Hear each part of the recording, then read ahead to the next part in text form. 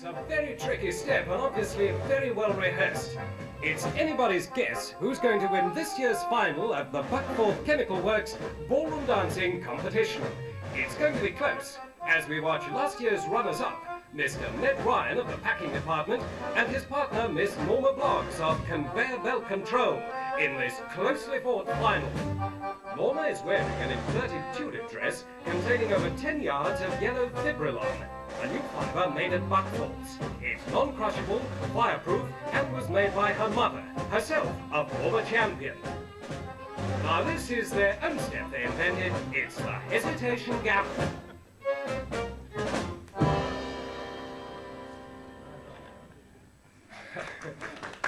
Yes, well, bad luck about that trip. But let's see what the judges say. All the couples are neck and neck up to now. What suspense. Everyone's got 9s, which has been the best point so far, but will they get a 10? That trip was rather noticeable.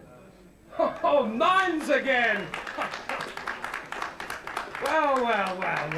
Well, there's still the freestyle quick step to clinch things. 2 left feet, that's what you've got. Sure, we've still got the quick step. So they leave the floor with 3 9s. If you hadn't trod on me foot in the gallop, we'd have done it. It was your foot, not mine. Oh, deaf, that's what you are. You can't hear the beat. So they make way for last year's champions. The one and only Mr. Peter Hampshire, Assistant Chief Accountant, and the lovely Irene Allbody, his personal secretary. And now the pulsating rhythm of the tango. Take it away, Peter and Irene.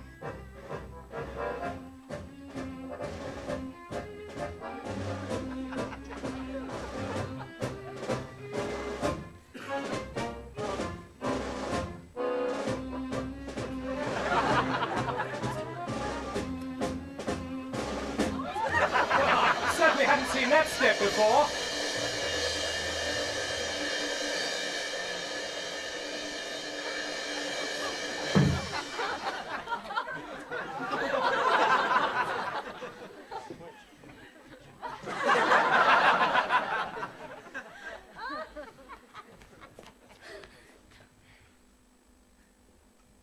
Oh, no. He's dead.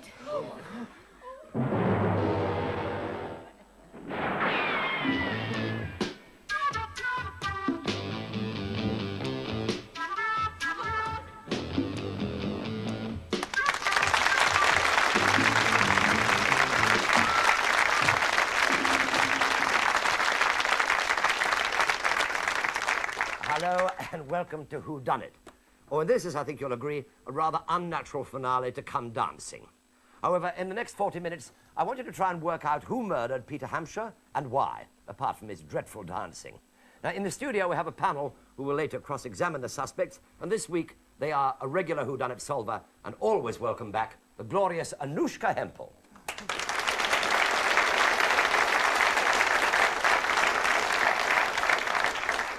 And just to see if he can get it wrong at least once, we've asked back the old bloodhound himself, Patrick Mower.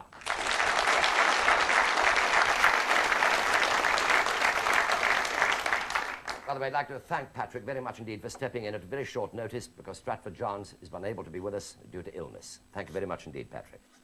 Now, someone who always gets it right where he comes from because there aren't many suspects on a desert island, Roy Plumley.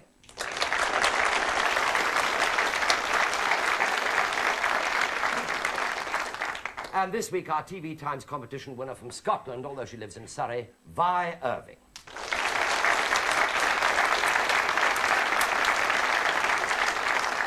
So now, back to the plot. Peter Hampshire of the Buckforth Chemical Works has been murdered while dancing, and presumably the shoe was poisoned. Now, don't forget that the guilty party is bound to lie. And unfortunately for him or her, one of the judges was Superintendent Withers, who is now talking to the manager, Mr. Bottomley. What a thing to happen. A heart attack, and so young.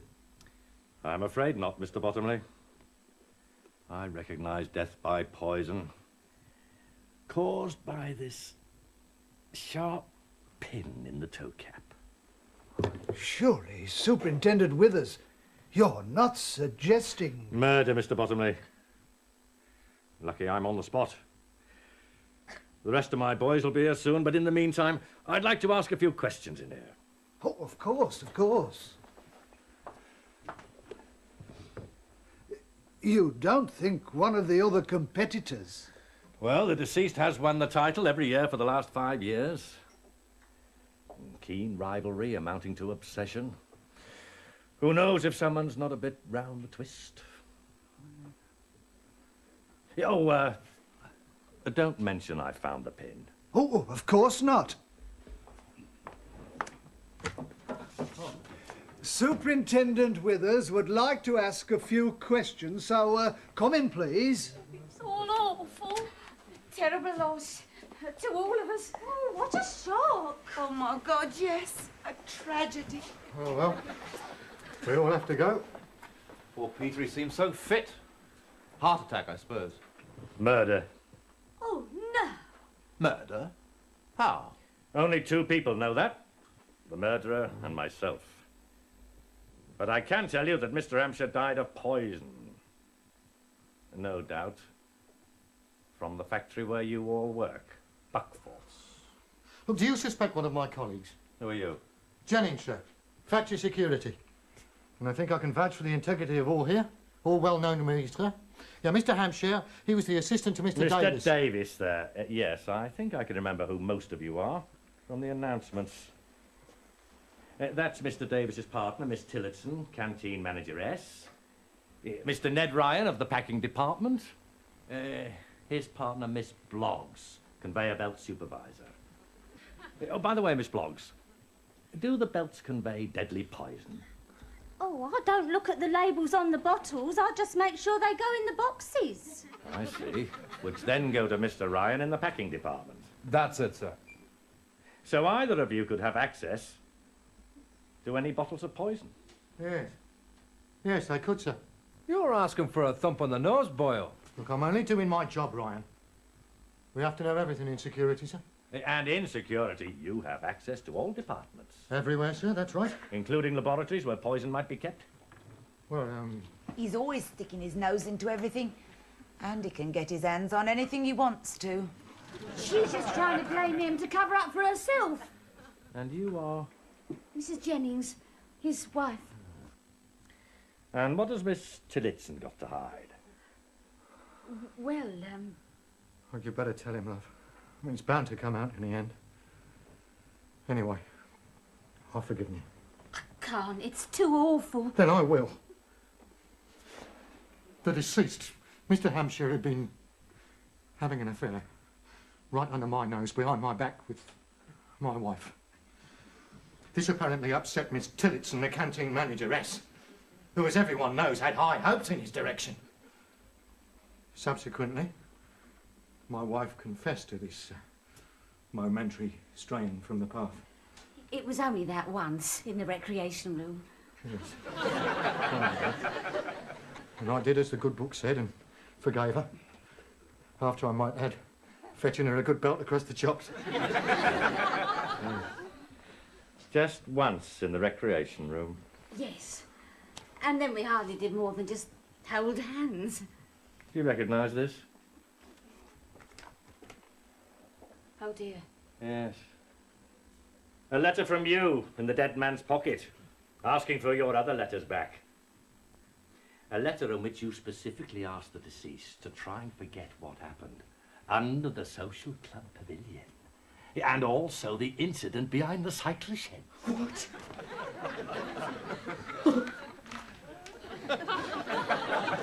You wait till I get you out. Are you being blackmailed into continuing the affair? If she was, I'd kill him. No, I just wanted my letters back. Mrs. Jennings, you're a secretary in a chemical laboratory. You could get your hands on all sorts of chemicals. I just type lists. Look, leave her alone, will you? Can't you see she's upset? Did you do it, Mrs. Jennings? No, sir, I swear. Well, she certainly seems to be the most likely suspect. Apart from you, Mr. Davis. Me? Why on earth should I wish to see my valued assistant dead? As the late Mr. Hampshire's personal secretary in accounts, he naturally confided in me. And? Mr. Hampshire suspected that Mr. Davis had been, to put it politely, cooking the books. What? He only found out yesterday. Did he have any proof? Yes. Something he overheard when he picked up his phone and got a cross line to Mr. Davies's office. Did he say what? No. He was going to dictate a report, but he never had time, and now he's dead. I cooked the books. Ah, an admission. He'd done it to give Hampshire quiet. Will you allow me to finish my sentence? I cooked the books? What utter nonsense. In fact, the truth is, the late Mr. Hampshire told me only yesterday that he suspected his secretary, Miss Allbody, of embezzlement, using forged signatures on company checks. Lies.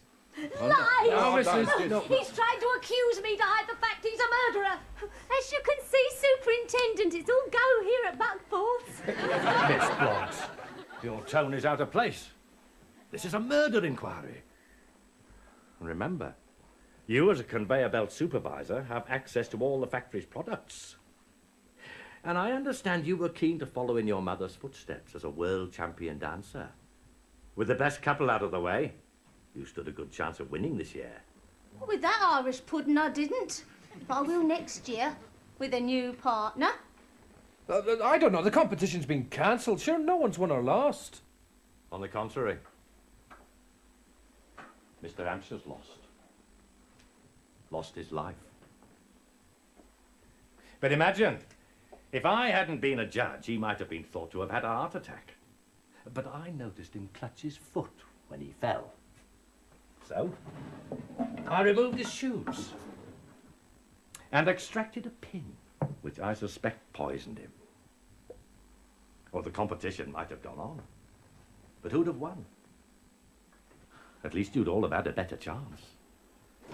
Yeah, had I not removed it, one of you might have got there first. But who? Who got into Mr. Hampshire's changing room and sabotaged his shoe? Yeah, by the way, where did he change? In here, in this office. Oh? Which might explain this other pair of dancing shoes. Size 9. Belonging, I presume, to the deceased. Why, that's incredible. What is? Those shoes disappeared last week from the recreation room after practice. Who was there? We all were. But why would they be here? And who brought them? The murderer? Who else?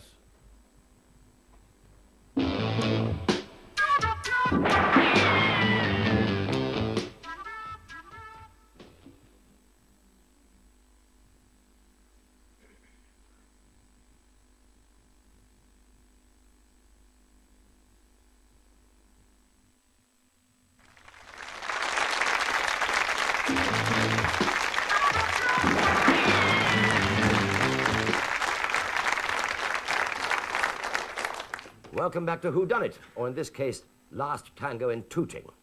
Now, it seems to be a question of who poisoned the shoe. If you think it was done by a local shoe repairer, the answer is not a load of old cobblers. So, back to Buckforth for the last dance, and keep an eye on Superintendent Withers. I don't think much of his questions, but he does a superlative samba. Watch. Now, why would someone steal, last week, a pair of the deceased's dancing shoes, bring them here today, and leave them under the desk in the room in which he changed? Now we have 2 pairs of shoes. The ones in which he died, and a spare pair. I suggest the spare pair were substituted, and the other pair removed to give the murderer time to fix the pin. So who came in here? Well, I did, to ask him about my letters. It was about 10 minutes before the competition. Mrs. Jennings, you look a real picture. Oh, thank you, Mr. Bottomley. Oh, lots of luck. We'll do our best.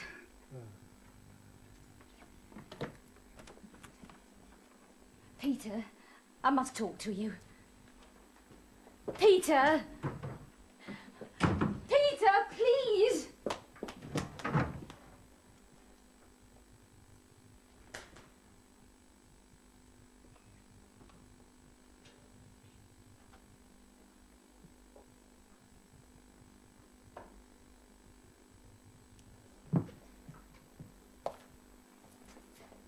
What the hell are you doing here?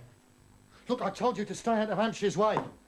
Now, if I catch you two canoodling, I told you it was finished. Just came in to use the phone. Thought I'd give Mother a call. Yeah, well, call her when it's over. Now, come on. Oh, your shoe. What do you mean you call her when it's over? Lots of luck, both of you. Where's Mr. Hampshire? He just went out that door. Come on. And then we went straight back to our dressing cubicle. Why did you go to Mr. Hampshire's room? I wanted to borrow Hampshire's shoe stretcher. I've got a new pair of shoes, you see, they're a bit tight. I see. And Mr. Hampshire never turned round. He just ignored you and went out of that door over there. Yes. It's a little bit warm in here. Does anybody mind if I take my jacket off? No, allow me. Thank you, sir. Mr. Ryan. Sir? Did you come into this office at all? Oh, I don't know about that, sir. You see, I was upstairs in my changing room until the commencement. Yeah, and your changing room is at the top of the staircase through the door by which Mr. Hampshire left to avoid Mrs. Jennings. Did you see him? Oh, no, sir. But, now, wait a minute. Come to think of it, I did. I opened my dressing room door for a bit of fresh air, and he passed by. You saw his face? I wouldn't know about that, sir, but I saw his back with his number on it. Number 9. I see. And did anyone else come in here? Well, I did, to discuss the programme, but he didn't feel like talking. He seemed on edge. What time was that? Oh, just after we arrived.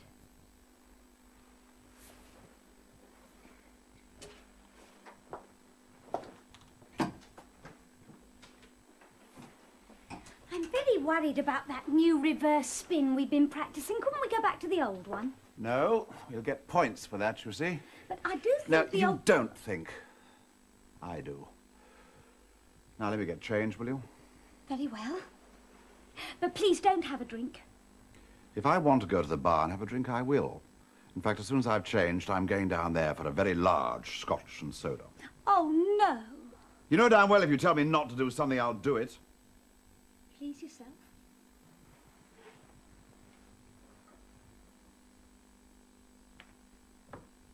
So I left him and we didn't meet again till the dancing started.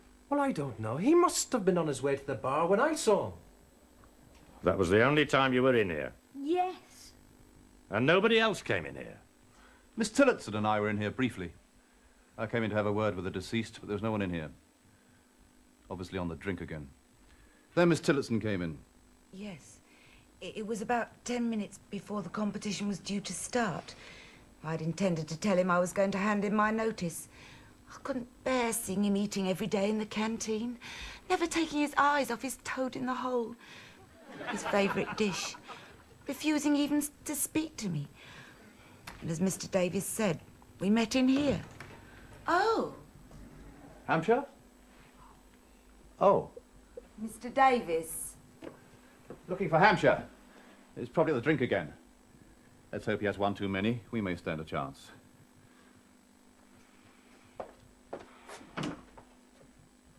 I'll catch him later.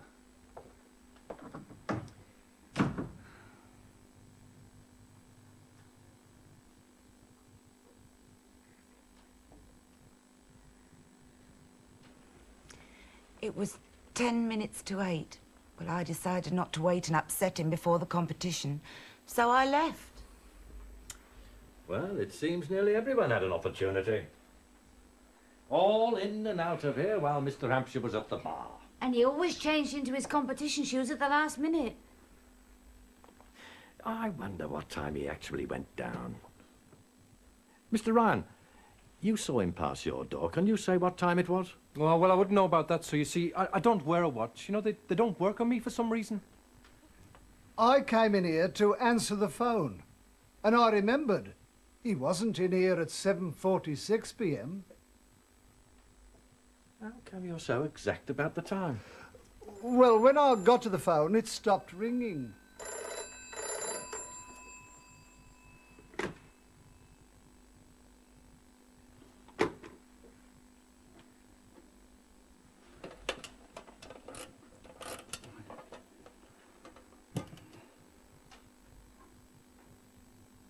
So, having wound up the clock, I left.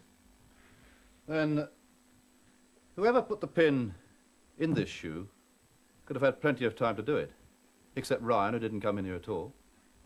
It could have been any one of us. In fact, several of us could have been involved. On the contrary, it was only one person. And I have all the evidence I need. I'm afraid someone's dancing days are over.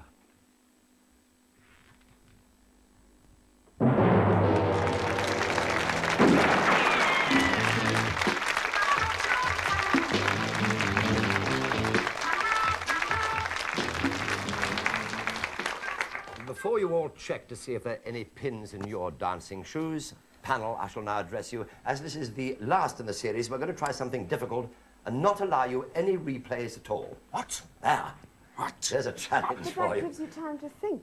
It'll give you Again. plenty of... Well, yes, I know it does. Poor But Vi. well, Vi will be all right. You'll help her, won't you? Good. All right, let's start off with some questions. Anouska, where you go? Question, please. You don't want to ask one. Patrick. Well, yes, I'd like to ask a question very much on behalf of Stratford-Johns, actually, and myself. I'm playing a detective superintendent in a new series, but I'd like to have a go at the inspector. Superintendent. Superintendent, sorry. Did you notice what he did? No. He pulled the pin out of the shoe with his fingers, fingerprints. Why didn't you wait for forensic? Sir, if you're playing a detective superintendent, it must be in Gulliver's Travels. If you can find a fingerprint on the head of a pin, I must say. What about the fingerprints all over the shoes? Why were you so quick in deciding that it was poison? He could have been kicked by Miss Goodbody. Hardly likely, sir. If a man clutches his foot and then dies, what conclusions would you draw from that? I don't know, he'd been a very nasty pain in the shins or something. Thank you, Patrick. Yeah, Anouska, yes, we've got a question now. Yes, I want to know what Mr. Davies was doing underneath the desk. What were you when you got caught by Norma? Yeah. Yes? Evil, I'd call it. Well, you know, he was a bit of a drinker. And I knew he kept a bottle under there sometimes. And you wanted a quick sip yourself, and that's why you were down there, because you knew that's where he kept it. Well, I was doing my shoelace up as well, and I just thought I might combine the two things. Thank you. Tie your shoelaces to the bottom. Good. Thank you very much. He was seen quite clearly tying his shoelace. Thank yes. you. Yes, Vi, question? I'd like to speak to Mr. Bottomley. What were you doing at the pin board? At the what? The notice board you were... Oh, just putting up the notices for the next dance on Saturday night. I see. Thank you. Yes, Roy.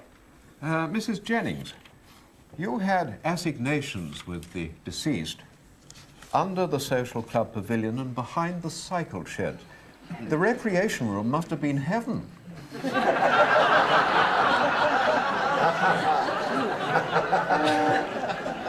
Were those the only occasions, Mrs. Jennings? Well, yes, you see, and there wasn't a great deal of choice. I mean, it was better than the canteen. That would have been a bit difficult.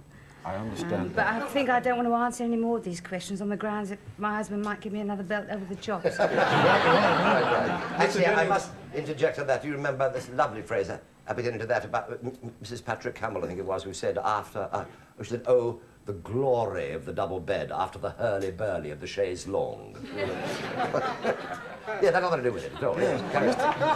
Mr. Jennings, you're a very jealous man. You realise that you must be a prime suspect here. I mean, you've chosen your 8 records for Devil's Island, have you? I mean... I don't see why she suspect me, sir. I mean, have you ever been cuckolded, sir? I mean, it's a very hard thing for a man to bear. I think I was rather gentle under the circumstances. But you gave way to your passions. You sloshed your wife. Is there a mark upon it, sir? I will examine more closely presently. It's a very gentle slosh. Just a gentle slosh. Yes. And I wanted to know how it's possible for her to have an affair right under your nose and behind your back. How did she kind of get that one? Something to do with your chaise longue, I suppose. Yes, she had been a contortionist in a circus at some point. Especially as you were the security man. Yes, that's it, maybe. But he's very versatile. He is or you are? My husband. Oh, yes. Can I ask Mr. Yes. Mr. Ryan, Sir. if I may, you were runner-up last year. That's indeed true, sir. Yes, sir. And you're Irish. Well, that that's right? a very clever deduction, sure it is. But I understood that this contest was leading up to the All-British Championships or something, wasn't it? That's in fact true, sir. Well, how are you going to get in it? If I'm Irish, you mean? If you're Irish. I changed my nationality or so.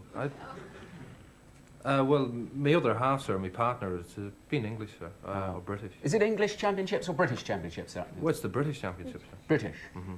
Ah. And being a dual passport holder, you know, dual Yeah, that's nationality. quite in order. You come from Belfast, sir, don't you? Oh, no, sir. You don't? No. Oh. Why don't I keep quiet? All right, sorry.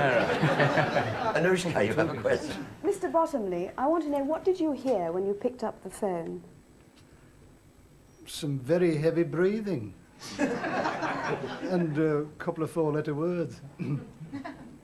Really? Was it a woman's voice or a man's voice? No, it was a man's voice. I think he was disappointed it wasn't female on the other end. Yeah, I guess so. Thank you. Yes, I'm a bit confused because the girls all look so nice as to who was having an affair with whom. Well, let's get it straightened out. Yeah. Now, Tilly, were you having an affair with the deceased when he was alive? Well, I had been, but it was all over because of Mrs. Jennings. Ah, so you had been. Mrs. Jennings, we know, had been. How about Miss Goodbody? No, I hadn't, and I'm very shocked to hear that about Miss Tillotson.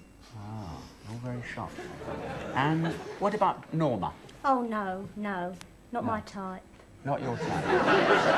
Miss Allbody, were you in love with Mr. Hampshire? Yes, I was. There, it's out.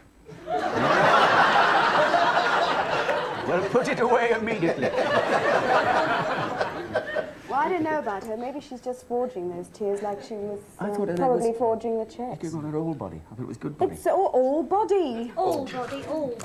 Miss Quite a Allbody, good you body were from where I 5 was. times champion with the deceased. Yes, sir, But 5 years running. He's not very good. It struck me he didn't know his chasse from his tango. I mean, you must have led him through.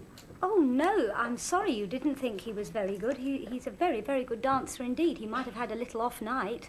Was that step you were attempting just before the tragedy a double backlock twinkle?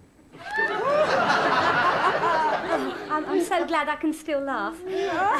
No, it was the reverse spin that I had been very worried about. I didn't want him to do it, and I was right. Did your mother make your frock too?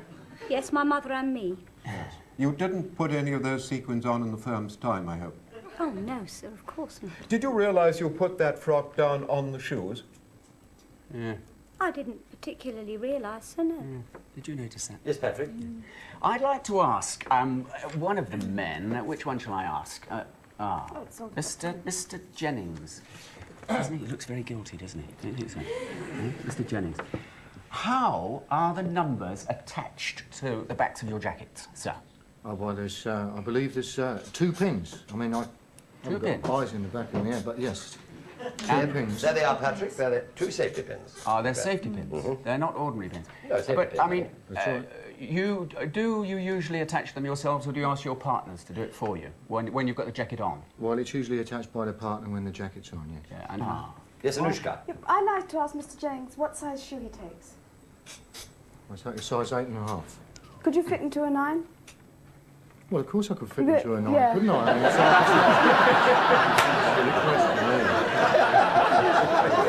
mean, it's Superintendent Withers. Now, are you sure it was the pin that did it? Have you never considered Miss Tillington's might have fixed the toad in the hole? Well, madam, if anybody clutches their foot and perishes and is suffering from toad-in-the-hole poisoning, It may have been ptomaine poisoning. Yes. Can I ask, Roy? Sorry, Mr. Roy. Ryan, your number was... Indeed, sir. Your number on your back was number 6, was it not? That's correct, sir, yes. Now, you saw Hampshire, Peter Hampshire, go past your changing room. He was wearing number 9. Is it not very possible to was put working on a his hand. 9 upside down and make it 6? Could there not have been a change of identity for some reason between you two? Between myself and Mr. Hampshire, sir? Yes.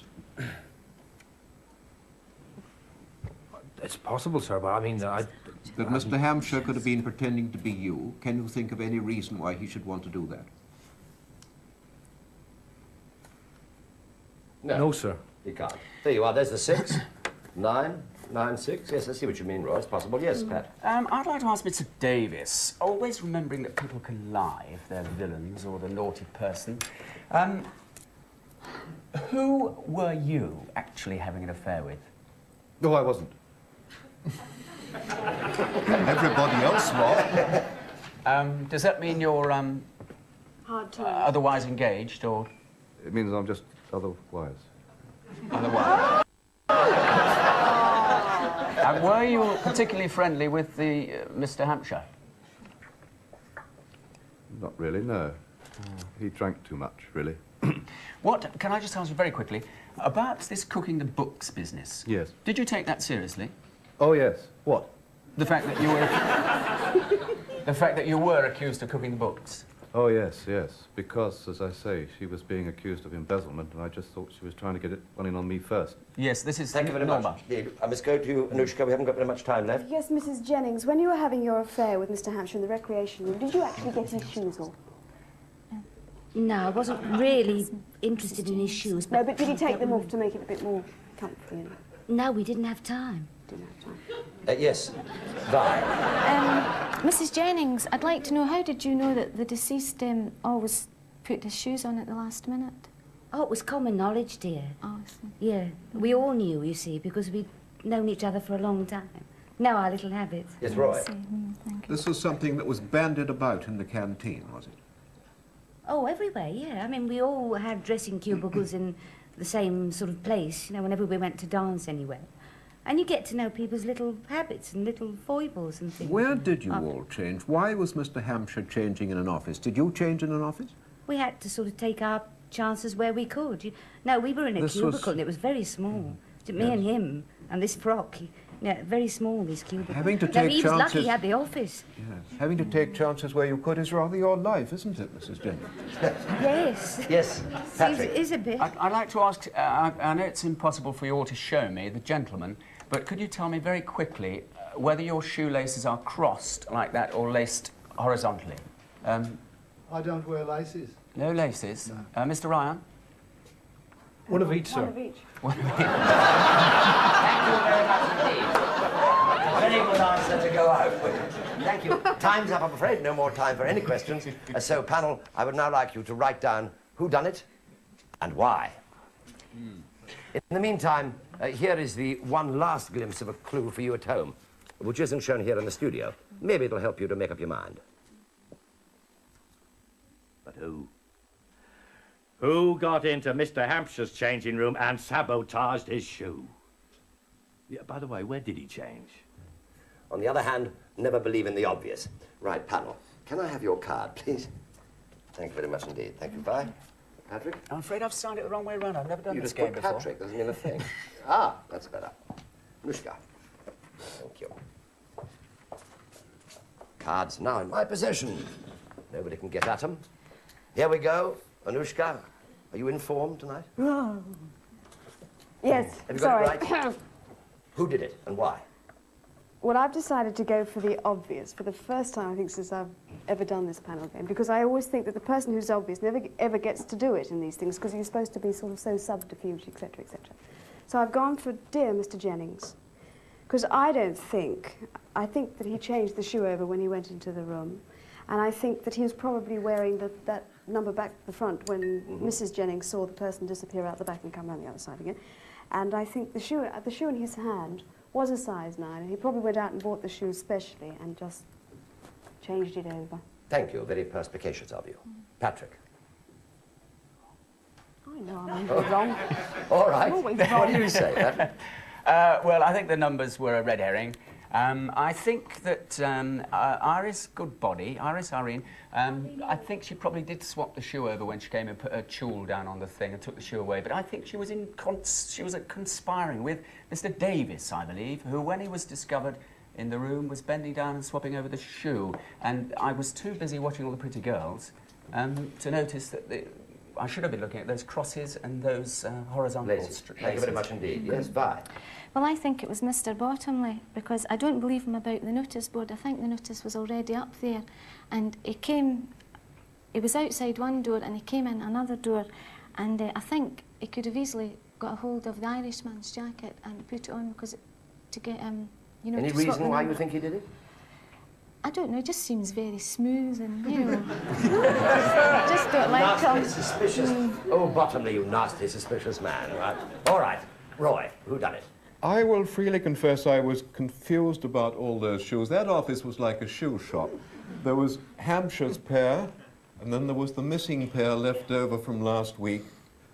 And, then Jennings walked in with an odd one.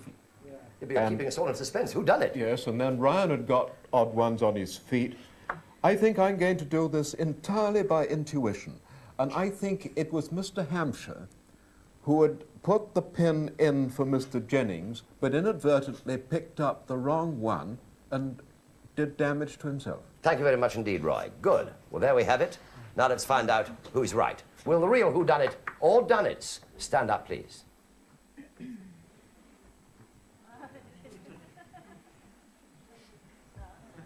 Aha!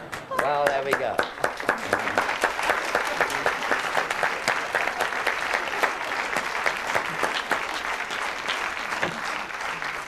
Well, God damn it, he's done it again. We get him up at 2 o'clock. Out of a bed, he didn't go to bed till 2 o'clock in the morning, he's got it right. Well done, Patrick. You didn't get your clues quite right, but you certainly got it right. No, Congratulations. I thought she kicked him on the floor, you see, kicked the pin in. Well, she probably did. You see? Yeah. But anyway, that wasn't the reason. If anybody is left in doubt, I shall now explain the intricate details so that you can check it if you've got all the clues. Now, the motive, of course, was that Hampshire had found out that Davis was cooking the books, and when Hampshire died, he clutched his right foot, thus showing which shoe had the pin in. Now, in order to trap the murderer, Superintendent Withers deliberately picked up the left shoe when talking about it to the others. And sure enough, Davis gave himself away at the end of the story by picking up the right shoe. Also, the straight-laced shoes seen by the manager just before Davis entered became crossed ones when Davis left. Now, how he did it was by coming into the office when nobody was there to substitute the shoes with the other ones that he had doctored. Unfortunately for him, Miss Tillotson walked in so that he had to leave the other pair under the desk.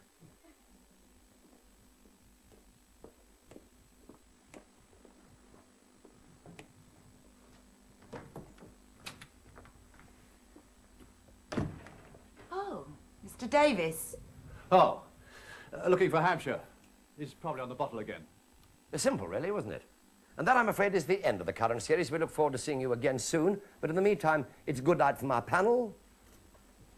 Good night. Good night. And our cast. And I'll leave you with a riddle, so listen carefully. A man drives off to work in the morning. A few miles down the road, he switches the radio on, and then suddenly he turns and drives home and shoots his wife's lover. Now, how did he know that the lover was there? Good night.